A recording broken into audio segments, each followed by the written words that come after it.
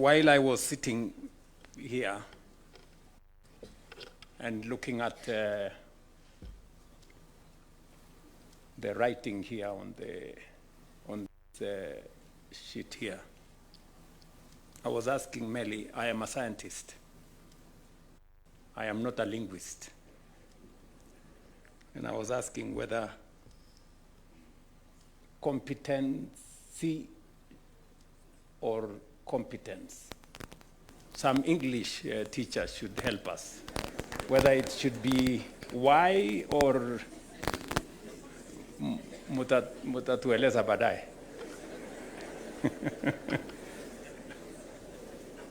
Distinguished guests, ladies and gentlemen, the conversation at this second National Education Conference is of such profound significance to the future of our country that it demands our full, collective, and undivided attention. This is because we are meeting at a profound moment in our country's development journey. As an administration, we are implementing the bottom-up economic transformation agenda with a clear focus on expanding opportunity, strengthening productivity, and ensuring that no Kenyan is left behind. Equally important, we have made a bold national commitment to propel Kenya into first world status in our time.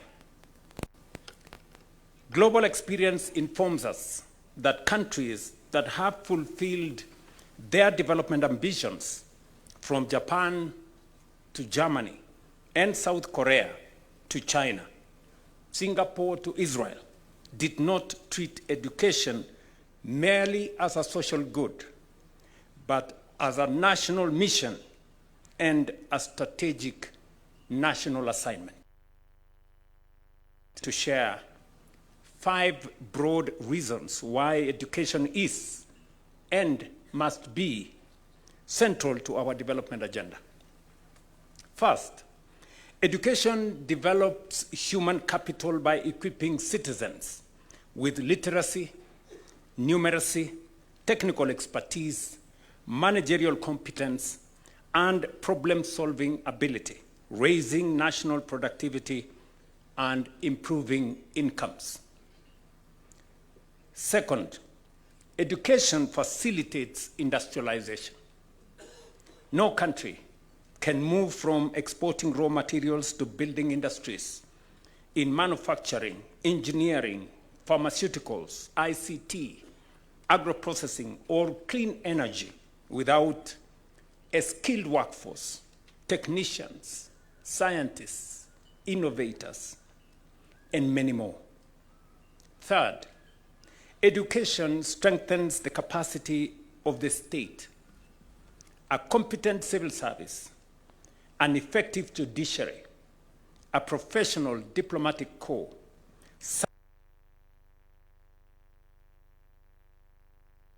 all educated and capable. Education enables innovation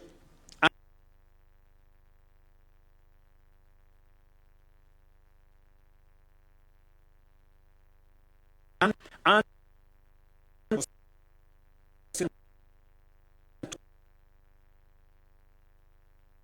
innovate of their own. Education transforms societies. It reduces poverty, improves, lowers maternal and child mortality, expands opportunities for women, strengthens social cohesion, and promotes civic stability. In many ways, ladies and gentlemen, education is the single greatest investment a nation can make in managing its present and shaping its future. Indeed, the United Nations Educational, Scientific, and Cultural Organization that in developing countries, US invested in education up to 50.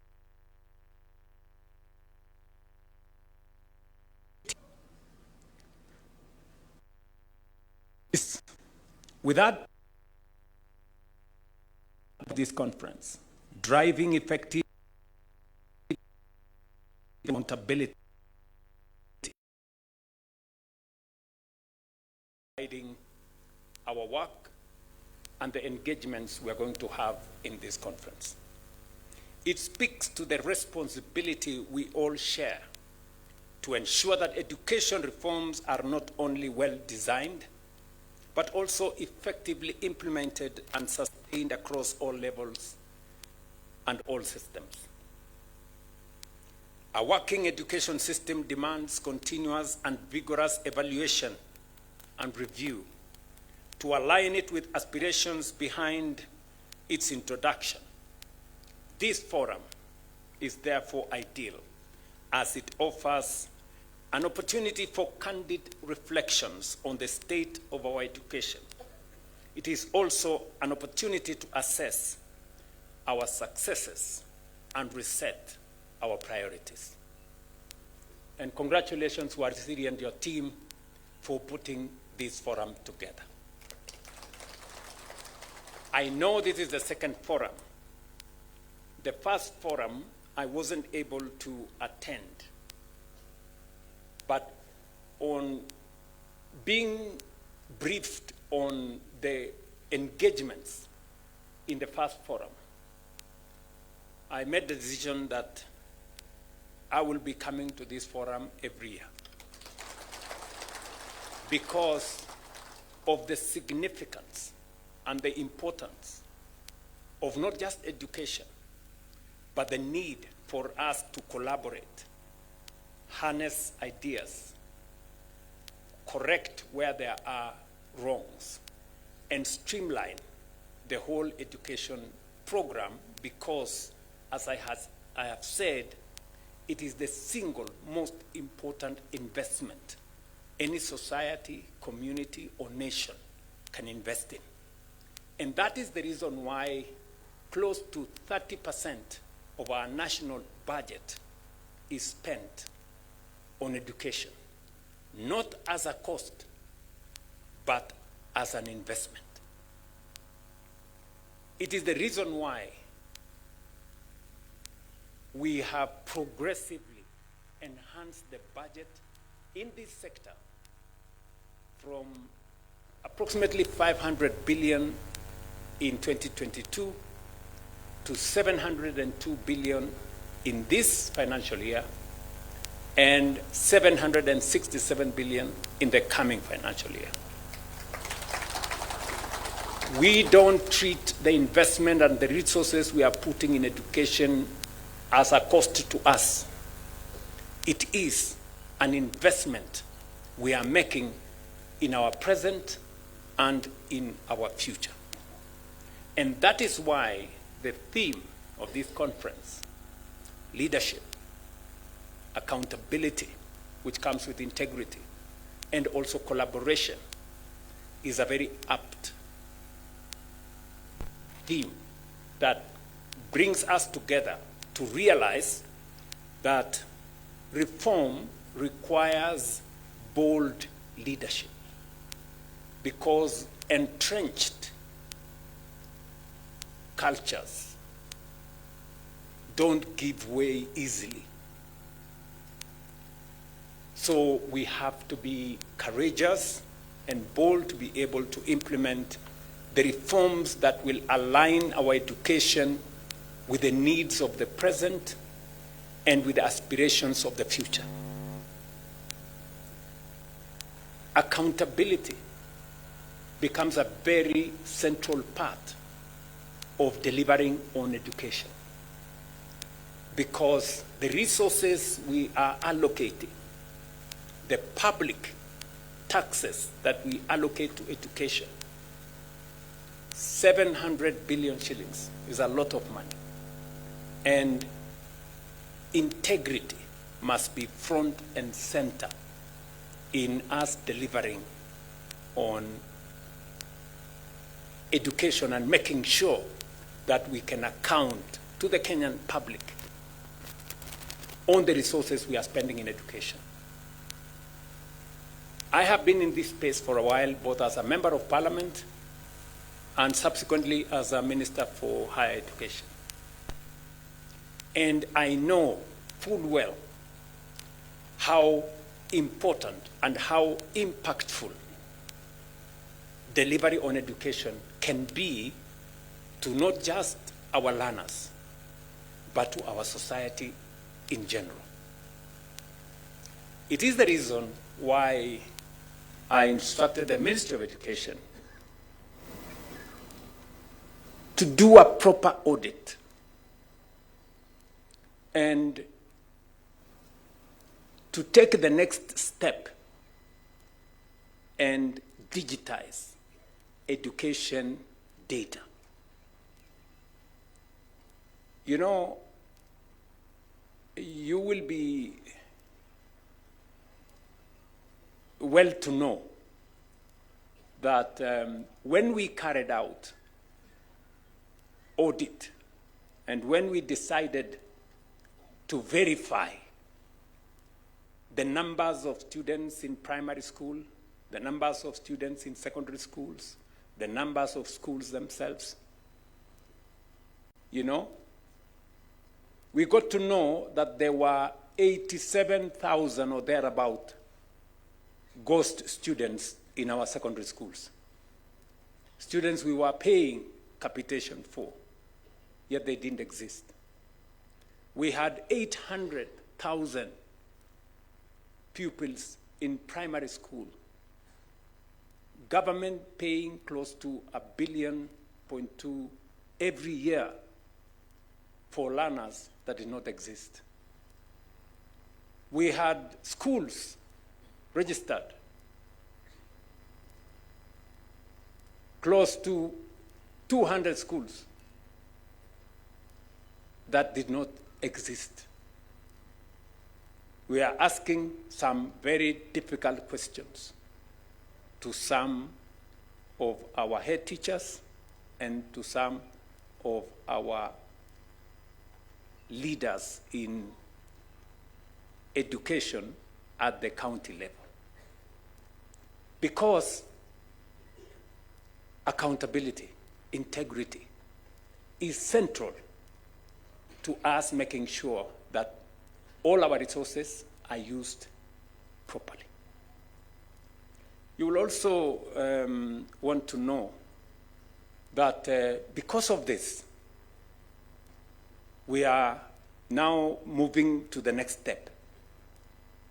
And I have instructed the Ministry of Education that in the next 2 months, we are going to be working with the CONSA Technopolis to make sure that we digitize all the education details of every learner, every school, teachers, bursaries, and everything else, so that we can make sure that through technology, deployment of technology, using digital data, we can easily check on whether we have the right number of students, whether we have the right number of teachers, where we have gaps, and what we need to do. And progressively, we have seen what technology has done. I will give you an example. We had very big difficulties with agriculture. We decided that we are going to digitize all our farmers. We are going to collect data on all our farmers. We had tried it before for a very long time, almost 10, 15 years. We only registered 300,000 farmers. But we did a national exercise, rolled out a whole of government approach. Today, we have 7.2 million registered farmers. We know how many sugarcane farmers, how many coffee farmers, how many tea farmers, how many growers of wheat? How many growers of maize? Today, for you to buy fertilizer, you have to bring a digital voucher because we allocate every farmer, because we know farmer X has 5 acres. He cannot come and claim fertilizer for 20 acres because he doesn't have 20 acres. So the system automatically knows and allocates fertilizer on account of the acreage of farmers. We have dealt with huge cartels that were big problems to us because we digitized data. I want to encourage stakeholders, from our teachers to boards to parents, for all of us to agree to a digitization process so that it makes it easy for us to deploy all the resources we are deploying, whether it is capitation, whether it is bursaries, and everything in between.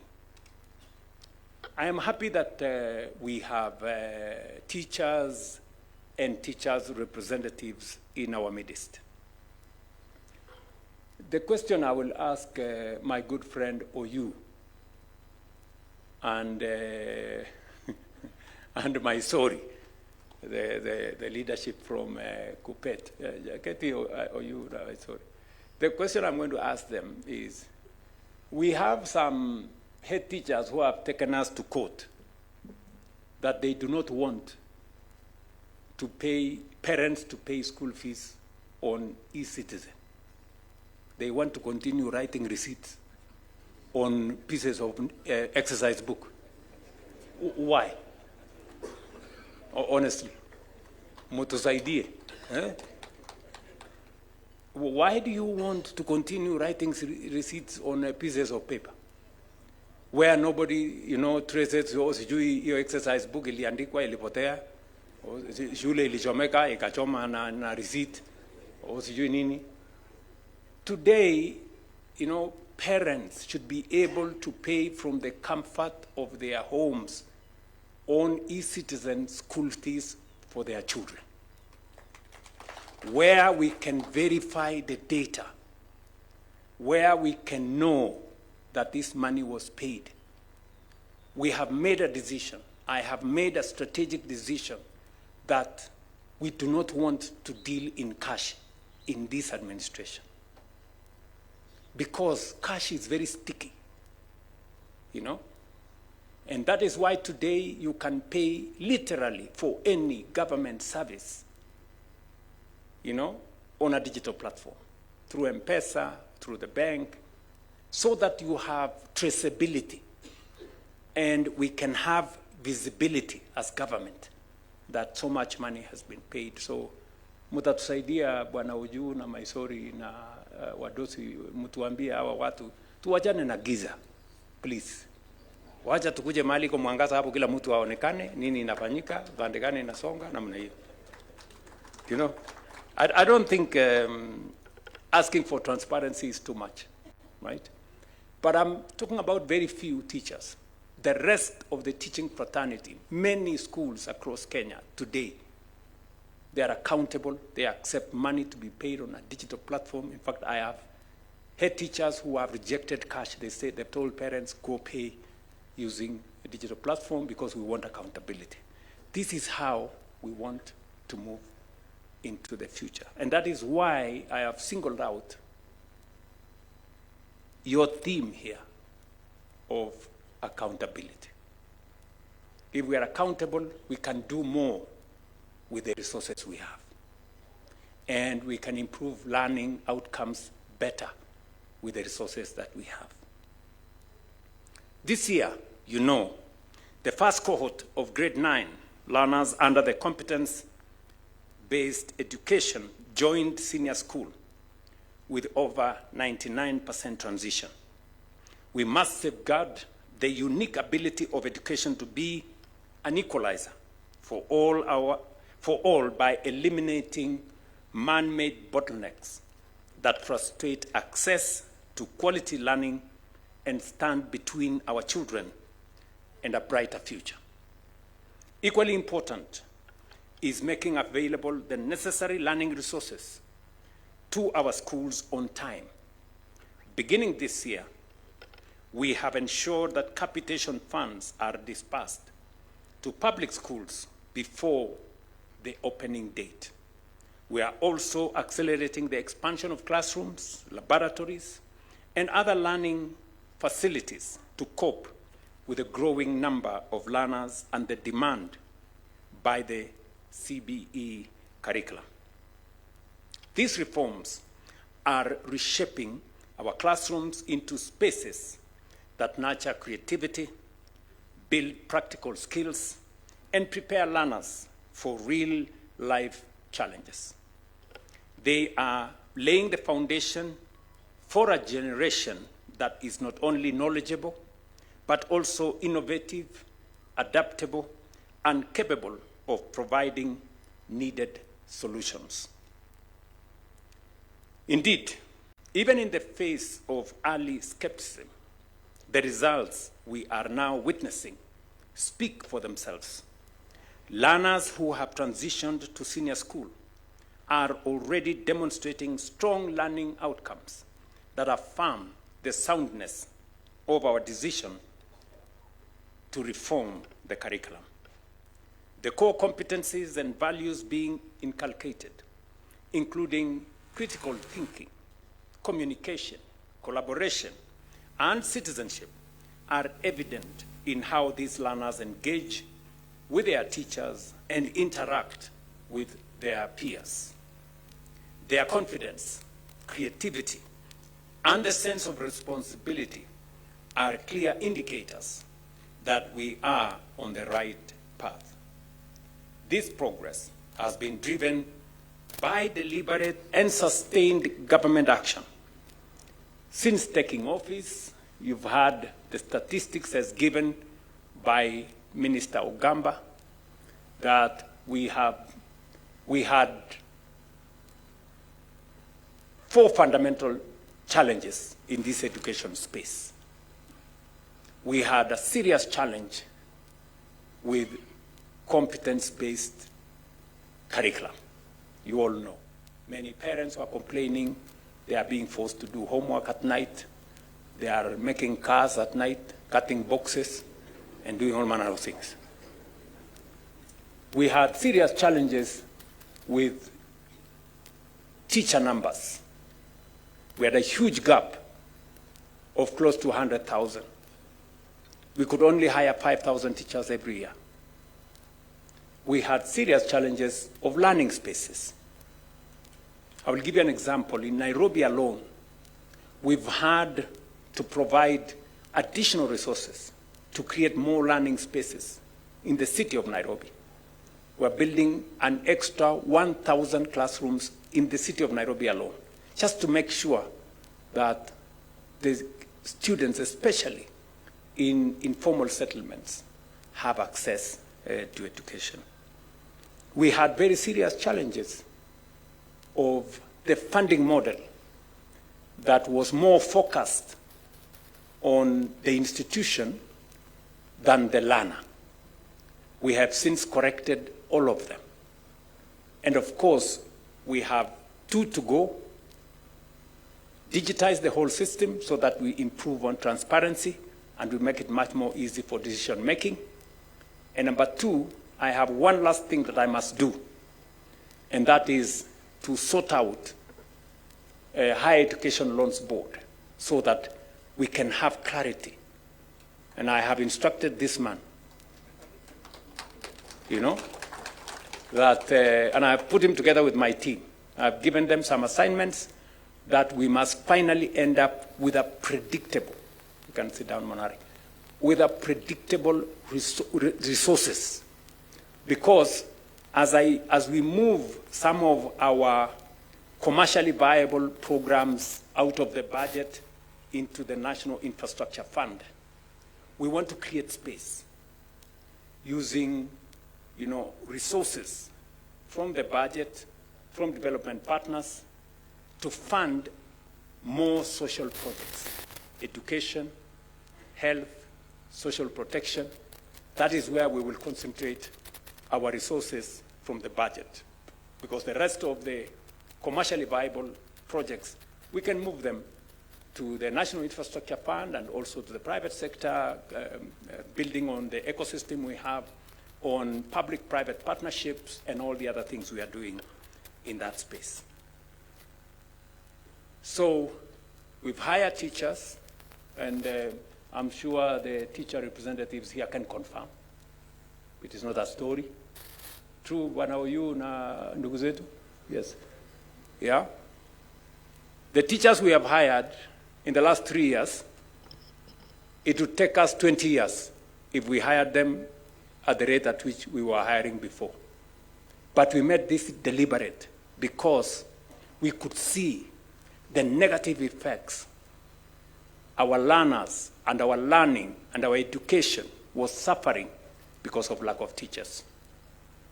We built more classrooms, as was said by Waziri, 23,000 and counting. We are building also another 1,600 laboratories across Kenya to make sure that no student, as has happened in the past, gets to a laboratory the day they are doing the exam. You know, how sometimes unfortunate it is. And we have reorganized the funding model so that it is student-centered. Through these investments, we are not merely expanding access to education. We are laying the foundation for a more equitable, competitive, and future-ready nation. At the same time, we have continued to invest in teacher development, expand digital learning infrastructure, and align education pathways with national development priorities. I'm very happy that STEM is now a real, program. And I was very happy that, the STEM students are up to 60, you told me? We are at? We are now at 52%, heading towards 60. And then we will keep improving so that we prepare ourselves for the future. We must be armed with the human capital that will take our country to the next level. At the level of higher education, we have undertaken bold reforms to ensure that access is fair, transparent, and sustainable. The new university funding model has shifted the focus from institutions to students, ensuring that financial support is provided based on need through a structured combination of scholarships, loans, and household contribution. This approach is enabling more young Kenyans to access higher education while safeguarding the long-term sustainability of the sector. Equally important is the transformation of technical and vocational training. We have positioned TVET as a critical central pillar of our economic agenda by expanding institutions, strengthening competence-based training, and deepening collaboration with industry. Through these efforts, we are ensuring that young people acquire relevant skills that lead to employment, entrepreneurship, and productivity, thereby directly contributing to national growth. I did inform Migosi and team at the Ministry of Education that technical education, and I had very serious challenges when I was Minister for Higher Education at some point on getting technical education to come to the center of our education and education outcomes. Because there was a notion built over time that the students who go to Tibet are the students who are not very good. And that was very wrong. And that is why we have changed the perception. I am very happy that today learners choose where to go on the basis of where they see themselves into the future. And as a result, we have increased the numbers. In 2002, we had close to 300,000 students in our TVETs. Today, we are at 800. Our target is to get to 2 million. I know there is a small problem somewhere which I'm sorting on matters to do with the resources available to teach those students. I have since discussed with the PS in that department and the Waziri, and we're going to sort it out. Because we had two challenges. We want to make sure that it is affordable. That is why we worked with the Tibet institutions to reduce the fees from close to 100,000 to 67,000. And we have also modularized so that certification becomes more frequent. And you can get in and go out as you get more skills. So that is now working very well with a bit of challenges, but we are sorting it out because we want to make sure that we have more people equipped with technical skills. We've run into some headwinds, for example, with our housing program. We need more plumbers, we need more electricians, we need more people who understand masonry, and we've had to resort to people who have learned on the job.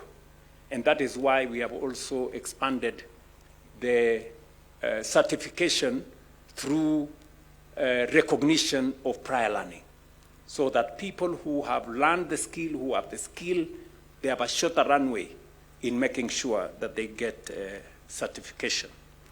The success of these reforms depend on the strength of our leadership, the integrity of our systems, and the effectiveness of our collaboration. Leadership must be exercised at every level of our education system with a clear focus on delivery and on results. Accountability must guide the utilization of resources and the implementation of programs, ensuring that every investment translates into improved learning outcomes. Collaboration must bring together government, educators, communities, and partners in a shared effort to transform education. And that is why this forum is very significant and very consequential. It brings all of us together so that we can listen to one another, sample the ideas that we have, improve on what is not working, change what is not working, improve on what is working, and tap into better ideas on how to take this forward. We all agree that this is a space that is evolving because society is evolving. There were courses that were not part of us a few years ago that now must be central to how we move forward. And therefore, we cannot afford to stay static when the needs of society, when the needs of industry are changing. That's why this collaboration, the coming together of stakeholders, sponsors of schools, whether religious organizations or private sector organizations, the public schools, and everybody in between must be part of this conversation. And we must admit that we allow ourselves for a good idea to give way to a better one so that we can improve the space around learning in our society. I have also stated that as we go forward, we are going to put more resources in science, research, innovation, and technology. Because I strongly believe that no society can grow or develop beyond its capacity to think. And we must allow ourselves to, get the best minds to think for us, to innovate, to research, so that we can improve on the knowledge that we have, we can create new knowledge, and we can use knowledge to drive our development. This conference, therefore, ladies and gentlemen, provides an important opportunity to consolidate the progress we have made, align our efforts, and strengthen the implementation of reforms across the country. It is a platform not for finger pointing, not for accusing one person against another. It is a forum for us to think together and to work together. The common good of education is at the center of this. It is a platform to generate solutions, share experiences, and reaffirm our collective commitment to delivering an education system that works for every learner and for our nation. I am truly proud to be part of this conversation here in Naivasha. Asante sana. I thank you, and I look forward to some more engagement as we go forward. Asanteni sana.